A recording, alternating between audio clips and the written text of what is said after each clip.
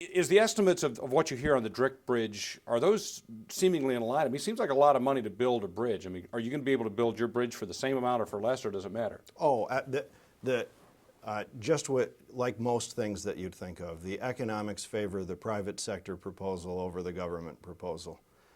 In this instance, all of the plazas already exist at the Ambassador Bridge. We'd be able to house Homeland Security and the border crossing folks in the form of Customs and Border Protection in the existing facilities that they already have.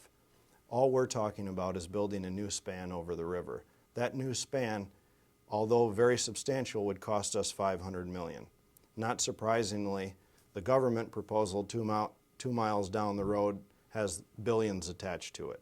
Not only do they have to build a new span at a much wider portion of the river on a funny diagonal, but they also have to build all new highway ramps to and from the bridge on both sides of the river, all new plazas, and then they have a duplicate set of government employee payroll to take care of, because now there'd be a second set of Customs and Border Protection people only 2 miles away from the existing. Would your project employ mainly American workers or a mix of Canadian and American workers?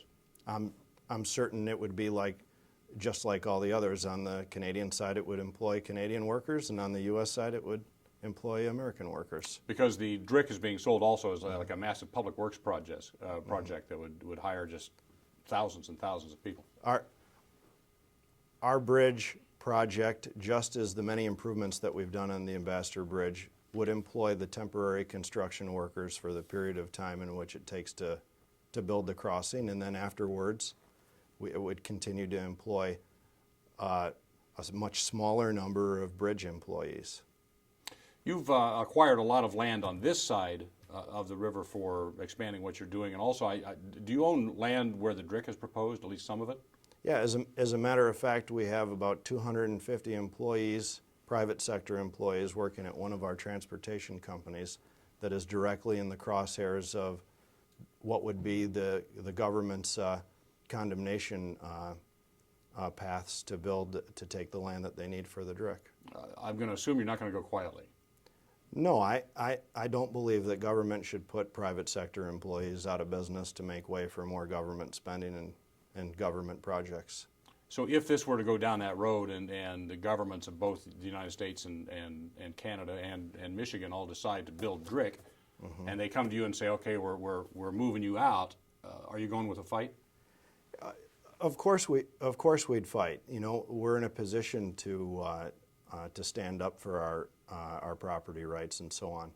But you know, another feature to this, Stephen, is that the Ambassador Bridge requires no businesses, no homes, and no additional property to build its second span.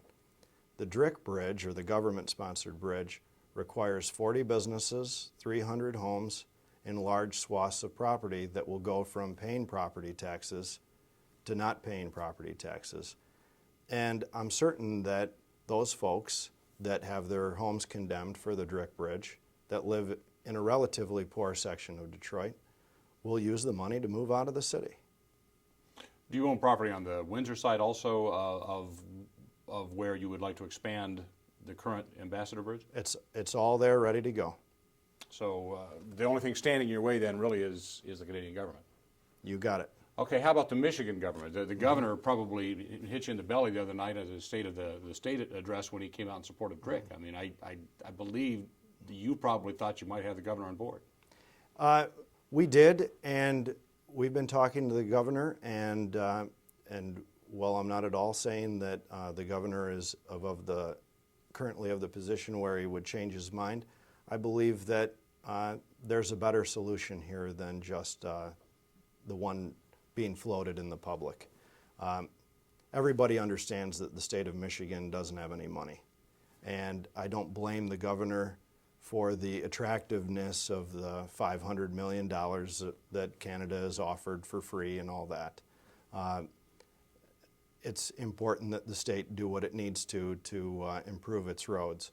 But in this particular instance, we've got a Michigan business that's been here for 83 years and contributed economically to the city and the state, and we can offer the same $500 million with a twin span of the Ambassador Bridge that would entitle him to that federal match.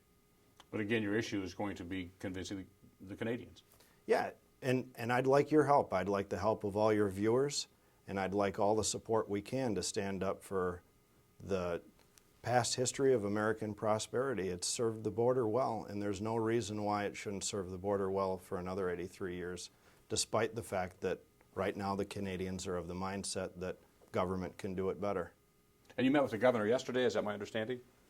I did meet with the governor, yes. And what, can you tell us what specifically you guys were talking about? Well, we were talking about the issues you and I are talking about. But yet you have not come to any kind of public agreement then? No, we've not come to an agreement. Would you characterize the meeting as cordial, friendly? You guys have a lot of laughs? What? Well, it wasn't a funny meeting, but it was a good meeting. You know, we had a lot of open discourse, and beyond that, I don't want to jinx it. I thought it went well from a communication standpoint. I mean, you'd think under the way the governor was campaigning that you would be right up his alley. I mean, you are a private enterprise, and he wants to promote Michigan businesses and get government out of things. That's right. So why did he change his mind at the State of the Union? Well, as we talked to before, you know, when a foreign government comes to Michigan, who's, like we discussed, very hard up for money right now, and they offer you $500 million, you know, you got an ideology and you got $500 million, right? But it sounds like you're offering a free bridge too. We are. And the only thing that's getting in our way is this current Canadian government mindset that it's now convenient, even though it hasn't been for the past 83 years, for the government to own a bridge between Detroit and Windsor. And if we can get some help getting over that, if we can bring the Canadians around, and maybe there's a situation that could get them comfortable with an American business owning the border crossing. We don't contribute in Canada. We're not Canadian citizens. The Canadian government is not part of the governmental process that of our country. So how do you convince them if you can't do it the old American way of Well, I wouldn't say that. You know, besides the Ambassador Bridge, we have a number of businesses that operate across the state in different communities, and we support the representatives in those communities because we've got trucking operations in Traverse City and Cadillac, Michigan, and Grand Rapids. So we have interests beyond just Detroit. So that's part of the reason why we engage in the political donations and government process. So, again, how are you going to convince the Canadian government otherwise? Is this a court battle, or is it just trying to get your story out to them? Well, it could and it could be a court battle, but it shouldn't be. It should be one where people respect the 83 years of success that's been there and recognize that while it's convenient right now for Canada, that has a lot of money to throw around, that maybe we shouldn't turn our back on that past. It's a nice past, and I think we can get them to come around. Maybe there's some things that we could do that make them feel more comfortable. At the end of the day, the party that owns the border crossing and operates the border crossing only owns and operates the border crossing. You still have to get through Canadian customs, and you still have to get through U.S. customs to get into the country.